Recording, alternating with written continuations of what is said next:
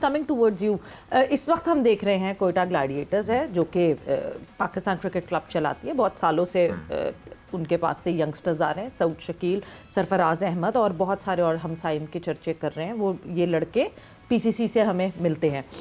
PDP की बात करते हैं, लाहौर कलंदर्स के लड़के अभी इस वक्त हमें मोहम्मद नईम दिख रहे हैं और सलमान दिख रहे हैं। पिछले सीज़न में जो है वो मिर्ज़ा ताहिर बेग थे और ऐसे ही हमें लड़के हारिस रऊफ पाकिस्तान को सर्व कर रहे हैं। ये दोनों टीम्स जो हैं इनकी क्या सबसे इम्पॉर्टेंट फैक्टर यही है कि ये अपने लिए खुद ही सप्लाई जो है वो क्रिएट कर लेते हैं जहाँ कोई कमी हो इनकी टीम में? देखिए सवेरा, जिस तरह अजलान ने अभी बात की थी कि लोकल प्लेयर्स पर इन्हिसार करना और उन पर कॉन्फिडेंस रखना बड़ी बात होती है। आप दोनों टीम्स को देख लें, दोनों ने लोकल प्लेयर्स को ज़्यादा तरजीह दी है और मोस्टली परफॉर्मेंस भी लोकल प्लेयर्स ने ही दी है दोनों की टीम्स में। आप शाहीन को as a captain, Sameen Rana साहब को अभी हेड कोच नहीं है उनके साथ, लाहौर कलंदर्स के साथ हेड कोच काम नहीं कर रहे, वो अभी आए ही नहीं वापस जब से रिज्यूम हुई है। तो उसका हेड कोच का काम भी समीन राना कर रहे हैं, मैनेजमेंट का काम भी समीन राना कर रहे हैं, शाहीन कप्तान है। और आप ये देखें सलमान मिर्ज़ा को इतने क्रूशल मैच में एंट्री देना, जब उनको एक मैच चाहिए था जीतने के लिए, उस मैच में उसको एंट्री देना और उसने परफॉर्मेंस दी।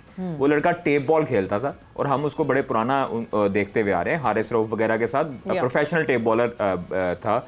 और वहाँ से वो 4 साल से 5 साल से लाहौर कलंदर के साथ है। हम उनको यहाँ पर एज ए उनको नेट बॉलर भी देखते थे कदाफी में, और हाँ एग्जैक्टली उनके साथ थे। एक कर्नल जाहिद हुआ करते थे, वो भी उनके साथ लाहौर कलंदर ने उनको कैरी किया हुआ था। नईम को जब हमने देखा था तो नईम ने जब शुरू के 2-3 मैचेस में 3-4 मैचेस में परफॉर्मेंस नहीं दी तो हमने ये लिखा था कि नईम को जब हमने गनी इंस्टीट्यूट ऑफ क्रिकेट में देखा था प्रैक्टिस करते हुए और पूछा था ज़मीन भाई से कि ये जो पैकेज है ये कहाँ से ढूंढ के लाए हैं, तो उन्होंने कहा था कि आप लोग देखेंगे। ये फाटा से खेलता था और ये लड़के ने वहाँ पर हर बॉलर की धुलाई की उस गनी इंस्टीट्यूट में प्रैक्टिस के दौरान।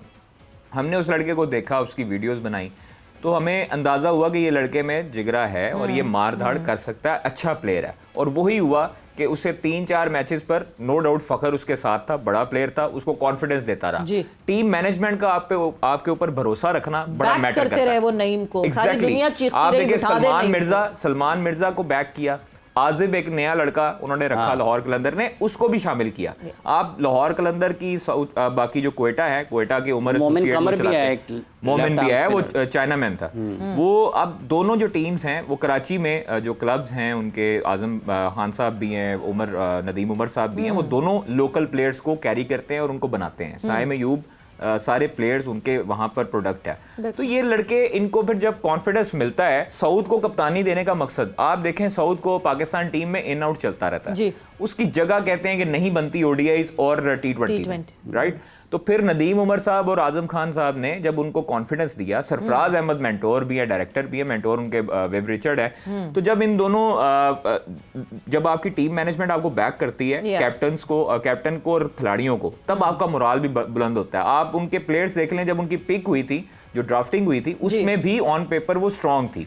लाहौर कलंदर्स ने सब कहते थे डेविड वार्नर उठाना है, पहली पिक है, लेकिन उन्होंने डैरिल मिचेल उठाया। उनकी जो प्लानिंग और चीजें हैं वो मुख्तलिफ हैं। आप उनका माहौल देखें, अपने कॉम्बिनेशन को देख के, और माहौल की कादिर जहाँ आपने बात की ना, कोयटा ग्लैडिएटर्स की जहाँ मैं कहती हूँ कि आजम खान माँ है, वहाँ लाहौर कलंदर्स की समीन राना जो है वो माँ है, और वो बिल्कुल ऐसा कैरेक्टर है लाला। जो हम माहौल की बात कर रहे हैं दोनों टीम्स की, इट इज़ लाइक कि ये दोनों टीम्स जो हैं, इनमें जो लड़के हैं, they are so attached to these 2 characters जिनका मैं नाम ले रही हूँ, वो इसी वजह से, बिकॉज वो साल इनके साथ कनेक्टेड रहते हैं। सवेरे इन दोनों टीमों का माहौल जो है ना वो बिल्कुल फैमिलीज की तरह है। ये बिल्कुल एक दूसरे के बहुत ज्यादा क्लोज हैं, क्लोज टीम रहती है, जहाँ भी जाते हैं साथ जाते हैं ये लोग, और इन्होंने काम बहुत किया। सवेरा हमेशा से मैं कहता रहा हूँ कि फ्रेंचाइज का जो है ना वो, अब अगर आप इसकी लाहौर कलंदर की बात करें तो सारा साल ये लोग बिजी रहते हैं, इनका कैंप लगे हुए होते हैं, इनकी एकेडमी चल रही होती है, लड़के आते हैं जिन्हें बहुत तो जो टैलेंट नजर आ रहा है ये इसी एकेडमी की एफर्ट है, समीर वगैरह की, आतिफ लोग की एफर्ट्स हैं। जिसकी वजह से ये टैलेंट नजर आ रहा है, और फायदा भी इसी का, ये पाकिस्तान को, इनकी अपनी फ्रेंचाइज को भी फायदा है, पाकिस्तान क्रिकेट को भी फायदा है। और आप इसको फ्रेंचाइज को आप अगर बिजनेस प्लान की एक अच्छा बिजनेस प्लान आप बनाए तो ये आपका एक बड़ा जबरदस्त बिजनेस भी बनता है। लोग आते हैं आपकी एकेडमीज के अंदर और एडमिशंस होती हैं, एंड देन वो जो प्लेयर टैलेंटेड होते हैं वो उस एकेडमीज की फैसिलिटीज को यूज करके अच्छे कोचेस के अंडर खेल के मेरे ख्याल में वो अपनी आपकी फ्रेंचाइज को तो फायदा होता ही होता है, पाकिस्तान क्रिकेट को बहुत फायदा है इस चीज का। तो मेरे ख्याल में लाहौर कलंदर एक वाहिद फ्रेंचाइज है जो सारा साल बिजी रहती है, सारा साल इनकी एकेडमीज लगी हुई होती है, जो कि दूसरी फ्रेंचाइज के अंदर मुझे नजर नहीं आई, मुझे बिल्कुल नजर नहीं आई। लेकिन जो एफर्ट करेगा वो नजर आएगी, उसकी चीज नजर आएगी। शाहिद साहब, इधर पीएसएल का फाइनल हो रहा है, उधर शारजा क्रिकेट ग्राउंड में लाला दरबार एक्शन में है, कैसा लग रहा है टेप बॉल खेलते हुए आपको? यार मुझे तो इमरान, मैंने पहला बॉल खेला, मैंने तो बैट बॉल को किधर हाथ लगाते हैं हम लोग, तो पता नहीं कब खेला तो मुझे तो याद भी नहीं आ रहा।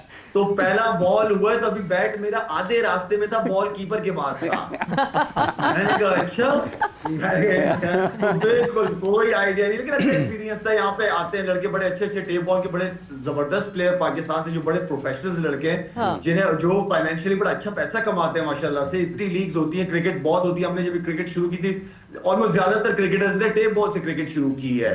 तो सारे आए हुए थे, इंसी भाई वगैरह, हाफिज, कामरान, सारे आए हुए थे यहाँ पे। अच्छा लगा। अब ये इनका प्लान है कि कोई बड़ी लीग टेप बॉल की कराना चाह रहे हैं ये लोग। तो लाला, मतलब इस वक्त मसल्स का क्या हाल है? सवेरा मेरी ग्रोइंग खिंची हुई है, ठीक है। लोअर बैक के हालात तो आप लोगों को वैसे ही मेरे पता है। तो मैं पूरा, मेरे जो हमारे वर्ल्ड लीग वाली जो बर्मिंघम में इस बार लीग हुई थी, जो लास्ट टाइम भी लेजेंड्स लीग हुई थी, वो उसका ओनर भी, हमारी टीम का ओनर भी आया हुआ है, कामिल। मुझे कह रहा है लाला कोई चांस ना ले जब तक हमारे इंडिया से मैच ना हो जाए। मोहसिन साहब, ये यार उससे पहले मुझे सर्जरी करानी पड़ जाएगी।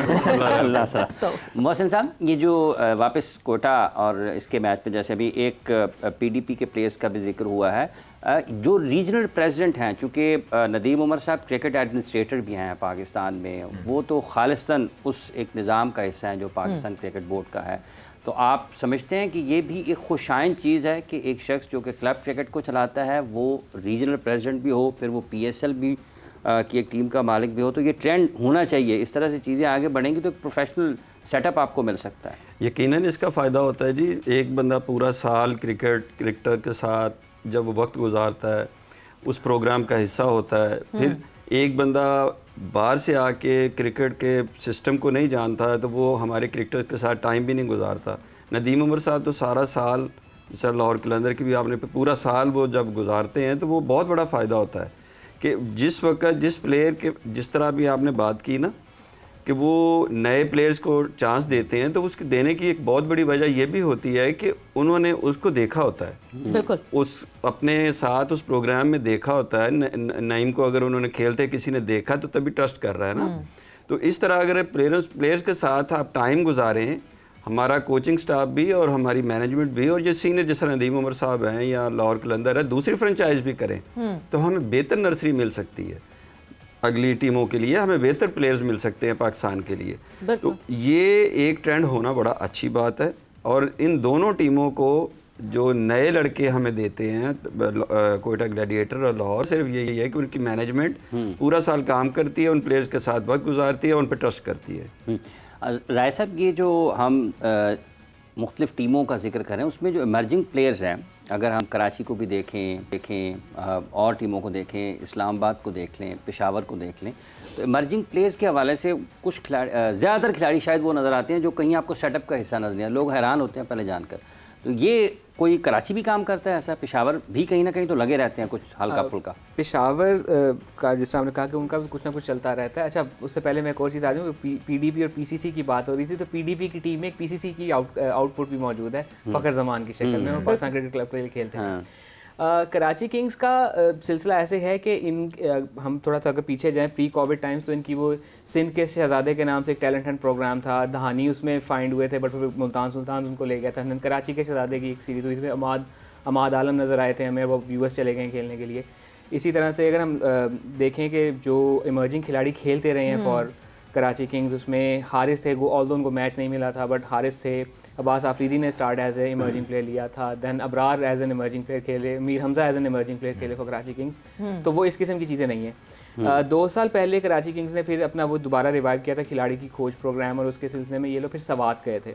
सवात से 3 फास्ट बॉलर पिक करके लाए थे, तो जो इस साल फवाद अली खेले हैं वो उन 3 फास्ट बॉलर्स में से करना ये सारी फ्रेंचाइज को चाहिए, क्योंकि आसानी फिर हो जाएगी पाकिस्तान की जो क्रिकेट लाई चेन में। बट क्या पाकिस्तान क्रिकेट बोर्ड कंफर्टेबल होता है